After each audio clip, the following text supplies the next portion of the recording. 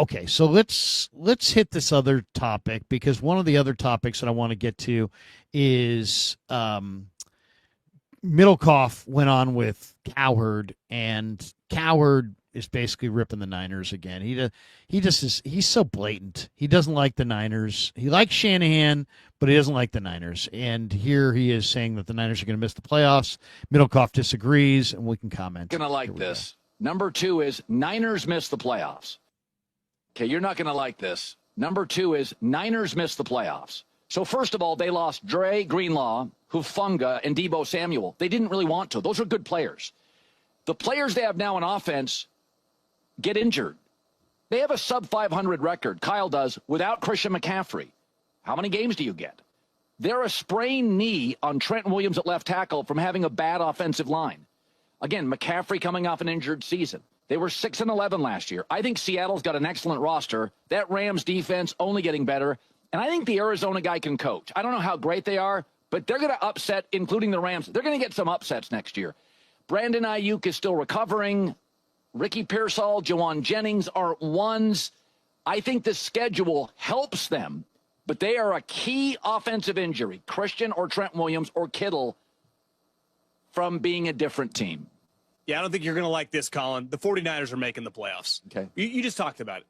Coaching, right? They have one of the best coaches in the league. Oh, yeah, they also added Robert Saleh back in the mix. To excellent DC. They were terrible last year in one-score games, especially in the division. They lost a close game to the Rams. They lost a close game to the Cardinals. They lost a close game to the Seattle, all in the final couple minutes of the fourth quarter. Christian McCaffrey is healthy.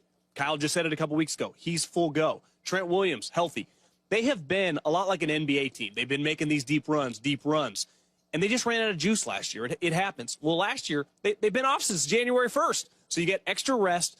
I think Brock Purdy is going to have a big year. I think Kyle has a lot to prove, and I just think based on the schedule, I don't think it's inconceivable they get 10, 11 wins. All right, there you go. So two guys who don't see it the same way. And then, of course, Niner fans in the chat saying John Middlekauff is solid. I love Middlekauff. I think he's one of the top NFL podcasters out there right now. Oh, he's good. He's good. But I mean, it's hilarious. If Middlekauff had been like, they're not making the playoffs, and Cowherd was saying, hey, they are. Probably John wouldn't get that love there. Okay, but let's talk about it. I mean, the if game, you can play that forever. If the Chiefs lose Chris Jones, guess what? Their D-line's not that great. Well, yep. So what? They have Chris Jones. You know, if you know what? I'm going to tell you right now. If the Vikings don't have Justin Jefferson or Jordan Addison, their receiving core is not as good. Well, yep. Okay, but they do have those guys. You know what I mean? So it's like we can play this. If the Chiefs didn't have Mahomes, if the Eagles lost Saquon Barkley, that's a huge loss. If there's no Saquon Barkley, no A.J. Brown, no Dallas Goedert, and Lane Johnson's out for the year, the Eagles are not going to – well, I mean, what do we do? What are we talking about? You know, it's like we can play this game forever. And it's just – if they're hurt now, we can discuss it. But the would-be injury predictions – I mean, come on, man. What is that? I mean, it just sounds like you're wishing for doom and gloom. So I would say this. I think the 49ers are a lock to win 9 or 10 games. I would say they're for sure, if things go right, going to win 11 or 12 games. And I give them a shot at 13 or 14 wins if things really break right. I think Brock Purdy is going to play very, very well. And I don't think that they're, here's the other thing is, there's so much talk about CMC. Yeah, CMC. I think the Niners need to use CMC less. I think they need to use Guerendo more, turn CMC from, wow, you're a solo artist to you're a combo platter with Guerendo. I would much rather, to me, what will be the positive story of this year is if we get to, let's say, the midpoint in the year and we're talking about the combo of CMC and Guerendo. To me, if you want to say what will make the Niners like really, really dangerous, if we get to like Halloween and the national story is CMC and Guerendo are an amazing combo. Yeah.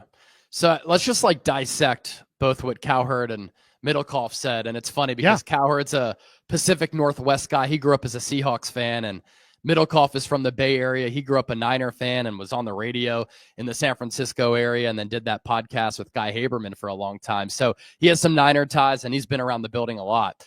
I think that Cowherd started off with some casual talk, right? Oh, Dre Greenlaw's gone. Charvarius Ward is gone.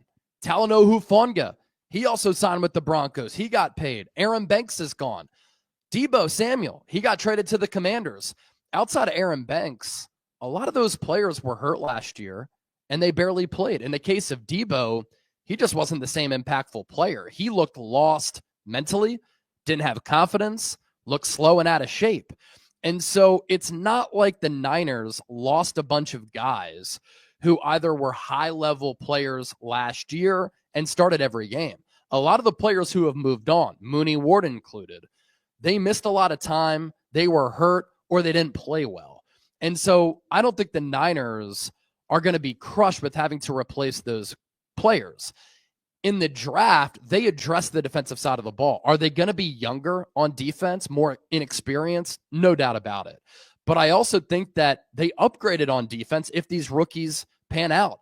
I think they're bigger, faster, stronger, more physical, more athletic on the defensive side of the ball. And the addition of Robert Saleh is one of the biggest additions for any team in the NFL this offseason. I'm talking free agency, draft, trades, and coaching hirings. As for Trent Williams and Christian McCaffrey, them getting hurt, would it hurt the Niners? No doubt about it, especially Trent Williams. If he goes down, who's going to be the left tackle? Austin Pleasance, who I know had a good spring, Andre Dillard. That's a question mark there. And he's one of the players on this Niners team they can most ill afford to lose. Christian McCaffrey, if he got hurt, I like the potential of Isaac Guerendo. You took Jordan James in the 5th round. Kyle Shanahan's always been able to make it work, regardless of which running back is back there. This offense has always been very productive in being one of the top rushing offenses in the NFL. And are those players older, injury prone? Yeah, but they're healthy right now. Cowherd also talked about the division. This division is wide open. I know the Rams are the only team in the playoffs last year that gave the Eagles a fight, and I think that they're a Super Bowl contender going into this year. They're not unbeatable. If the Niners can stay healthy, I think that San Francisco is right there with Los Angeles. Middlekauff made a good point. Saleh added to the coaching staff. Kyle Shanahan, Robert Saleh, Brant Boyer. You'd be hard-pressed to find a better offensive coordinator, defensive coordinator, special teams coach across the entire NFL. This could be one of the most well-coached teams in the league. That matters. And the Niners last year looked tired. They were fatigued. They were tapped out. They looked worn out. But they've been off since January 1st. They've had a whole off season to get recharged. All of the talk out of the building is that there's that renewed sense of energy and the Niners are hungry. I think that matters. They've made it to 4 NFC titles and 2 Super Bowls in 6 years. That's a lot of football with shorter off seasons with an older team. Now that they've had a full off season, I think that mentally that's going to help them. Physically, it's going to help them. They were the number 2 most injured offense in the NFL last year. I don't think that injury misfortune hurts them again. And despite them being the 2nd most injured offense in the NFL last year, they were the 4th total offense in the NFL. And I do think that Brock Purdy and Kyle Shanahan have a lot to prove. So this easy schedule matters. There's some cupcake games on there. I think the Niners can reverse that record and go from 6-11 to 11-6. I disagree with Cowherd. No, I mean, first of all, anybody who covered the 49ers last year, they just ran into too much adversity. The offseason was too short. The losing the 2nd Super Bowl to the Chiefs was an emotional thing. Heck, you heard Trent Williams say how emotional it was for him. So I think they were fatigued. They had the shortened off season. Then they had the rough schedule. Then they had tragedies and injuries. And it just, their biggest rest disadvantage was the game they had to win, the home game in the second half of the year against the Seahawks, and they just ran into a wall at the end. I mean, They just absolutely were dog tired, and it just caught up with them. And if you play more games than everybody else, it's gonna catch up with you eventually. It did. Now they hit the reset. I mean, let's take a look quickly at their depth chart, because I mean, this to me is where all the answers lie. If you look at this 49ers team, let's just go quickly top to bottom. Quarterback, Purdy, Mac Jones, Mordecai, 1, 2, 3. Rourke is going to redshirt. That's a pretty good quarterback position. Running back, Christian McCaffrey and Juszczyk with Guerendo, Jordan James, Patrick Taylor, Corey Kiner, Izzy Abinaconda. I think that's a pretty good running back group. I got no problems with that running back group. And I'm very, very hard grader when it comes to personnel. I got no problem with that being the running back group. Tight ends, you got Kittle, you got a blocking tight end in Luke Farrell. I really like Pline quite a bit. The rest of these guys, I think, are just guys. You could use probably another tight end, but you know what? You got one of the best tight ends at the top of the depth chart, so you're looking pretty good there. Offensive line. I would love it if they had a blue chip offensive tackle at right tackle, and McKivitz was more of a backup, like the 6th O lineman. So they're definitely an lineman short at tackle, but I think the depth in the interior is better than it was a year ago. And then receiving wise, I already said I think they're a receiver short. So I offensively I would say maybe an offensive lineman short and a receiver short. Defensive-wise, I like the linebacking core. Winters, Warner, Martin, Bethune, Gifford. I think that's a decent linebacking core. The defensive line's a little bit of a projection, but I like C.J. West for sure. I like Bryce Huff. In the secondary, I think they've got 3 good corners. The corner depth is a concern. I kind of like what I've seen at safety from Richie Grant and Jason Pinnock. And those guys are really not the starters, right? Malik Mustafa and Jair Brown probably are going to be the starters eventually. So, special teams was horrible last year, but I think it's been upgraded. I don't see the deficiency in the roster that believe me, if I did, would I like to add another defensive lineman? Would I like to add another corner? Would I like to add another receiver? Yeah. But I think I could probably say that about almost any team in football. I'd like to add a player or two. So I think the Niners roster is pretty good. And I would agree with Middlekauff. I think they're a playoff team for sure. I think they're a 10-win team for sure. Okay. Give me what you think. Let's hit a couple last things before we get out of here. Yeah. What's the big, there's always like a story that's a big story that is kind of beneath the radar or beneath the surface. Do you see a big story beneath the surface with the 49ers in 2025? Because I do see one. I've kind of already hinted at it, but do you see a big story with the Niners? I think that Brant Boyer can really help a special teams unit that has been god-awful the last few years, and it's cost the Niners a lot of games. What's interesting last year is that the Niners, I think, defensively were top 5 in yards allowed, but they were bottom tier in points per game allowed, awful on third downs and in the red zone. You know what a big reason for that was? Opposing offenses had short fields.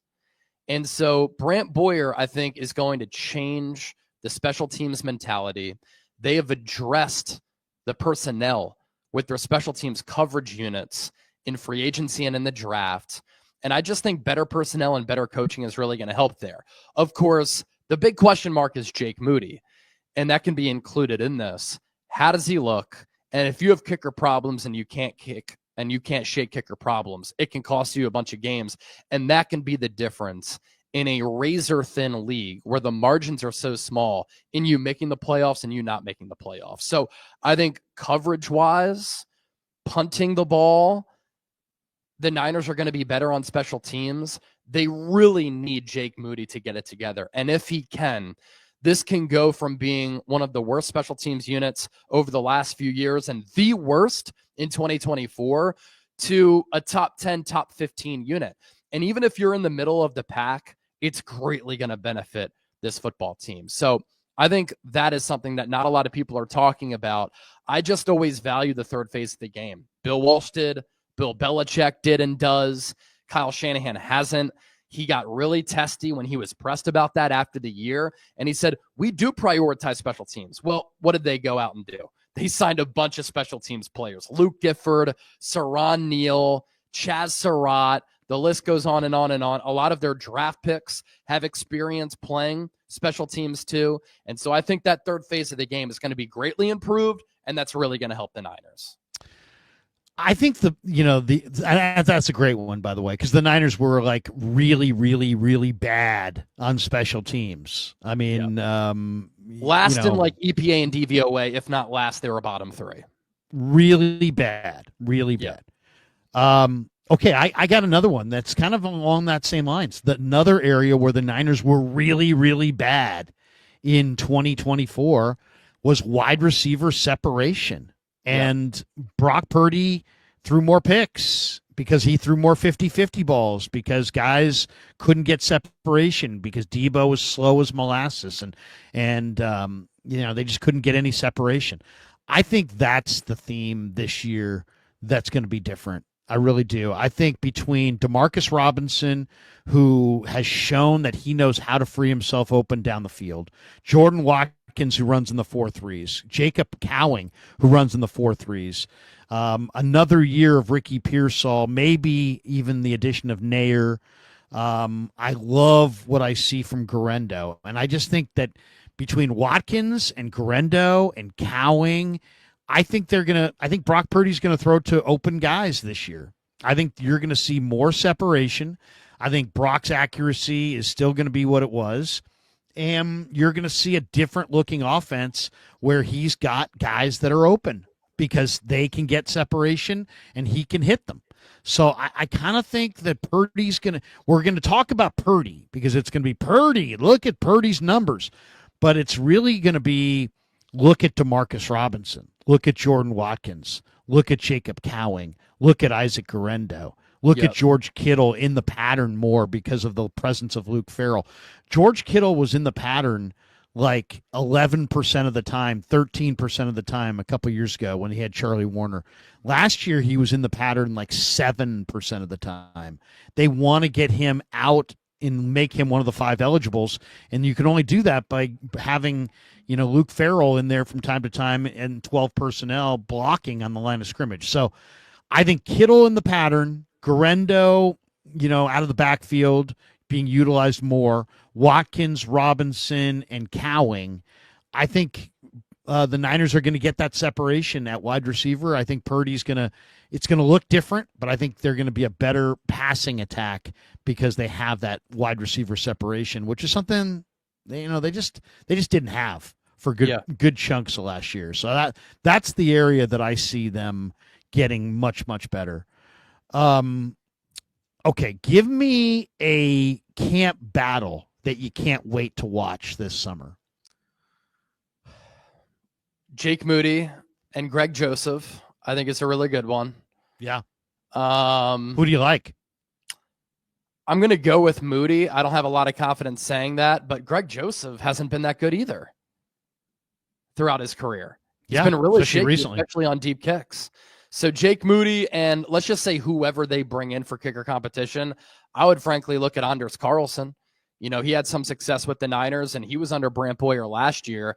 He's younger, has a bigger leg. Nick Folk is still out there. He's been one of the most efficient kickers in football the last couple of years. So the kicker competition, I think, is a really good one.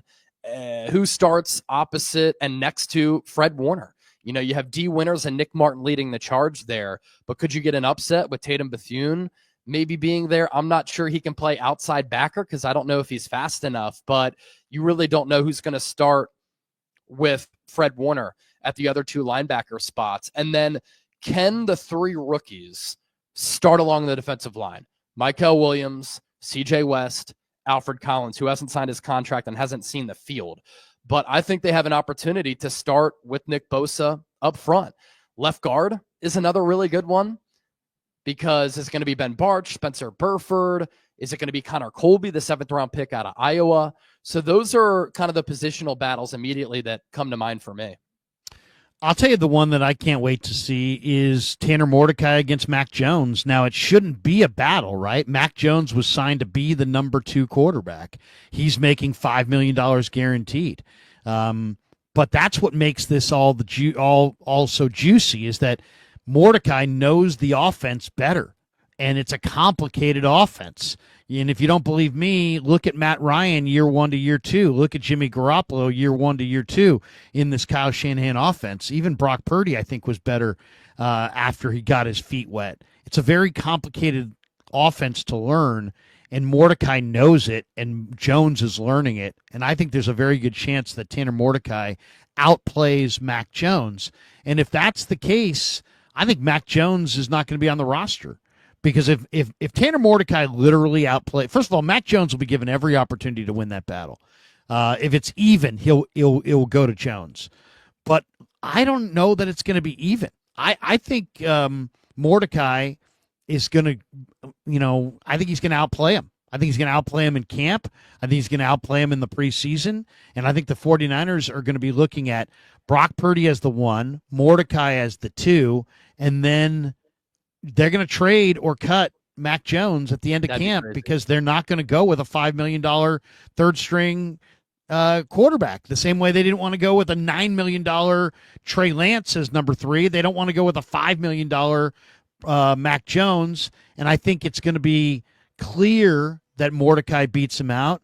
And so I'll predict Mordecai beats him out and that they wind up flipping Mac Jones to a Colts or somebody like that for a day 3 pick. And I think they'll have a third quarterback on the roster that's not there right now. So it won't be Rourke. Rourke will be rehabbing. So he's, maybe it'll be Anthony Richardson. Maybe it will be, who knows? I mean, it could be DTR, who gets cut in Cleveland, or where's DTR now? DTR is with Philly.